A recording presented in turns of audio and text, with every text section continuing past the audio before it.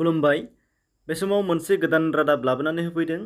बे जाबाय नोंथांमोना नुनो मोनगोन दुलाराय मुलुगाव कर'ना भाइरासजों गाग्लोबनायजों सुबुंफोरा हालाय हाफाय जानांदों। बेनिनो सोरबा थैदों, सोरबा थांफिनदों आरो सोरबाया भुगिनांगासिनो दं। बेनिनो आसामावबो गोबां गोहोम गोग्लैबाय। आसामाव गासै दासिम 50 सा थैनांबाय आरो 20,000निबो बांसिन सुबुङा गाग्लोबजाबाय। अदेबानि 13,000नि बांसिन सुबुङा हामफिनबाय। बेनिनो सासे बर' आइजोनि गोजोनथाव बाथ्रा। बिथां मन्त्रि डक्टर हिमन्त बिश्व शर्मा बिथाङा फोसावनाय बादिब्ला 80 बोसोर बैसोनि अनिमा बर' बिथाङा कभिड-19 नि फाहामथाय लागासिनो दंमोन, नाथाय दा हामनानै डिसचार्ज खालामजाबाय।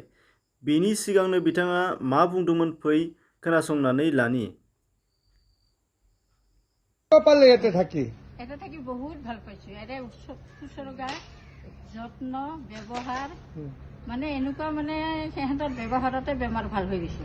ডাক্তৰ ভাল পাইছে, স্টাফৰ ভাল পাইছে। थारैनो नोंथाङा खोनाखाबाय जानांगौ बिथाङा मा बुङामोन। बिथांखौ फाहामसालियाव ओरैबायदि आदद लायो दि बिथांमोनहा आदद लानायावनो बेरामा हामलाङो। बेयाव थानाय डाक्टर, स्टाफ आरो केयार लागिरि गासैखौबो बिथांमोनहा मोजां मोनदों। हठात बिथां बर'आ मोजां मोनदों होननानै फोरमायनानै होदों। दा मख'जाथावदि बिथाङा GMCH अदेबानि गुवाहाटी मेडिकेल कलेज एन्ड हस्पिटालाव फाहामथाय लादोंमोन। बिथाङा कर'ना भाइरासजों जुजिनायाव सासे थुलुंगाथाव जाना थाबाय। बिथांनि जिउनि थाखाय इसोरनाव खेबसे आरज गाबनानै बेयावनो दोनथ'नाय जाबाय। एसेनोसै, गोजोन्थों।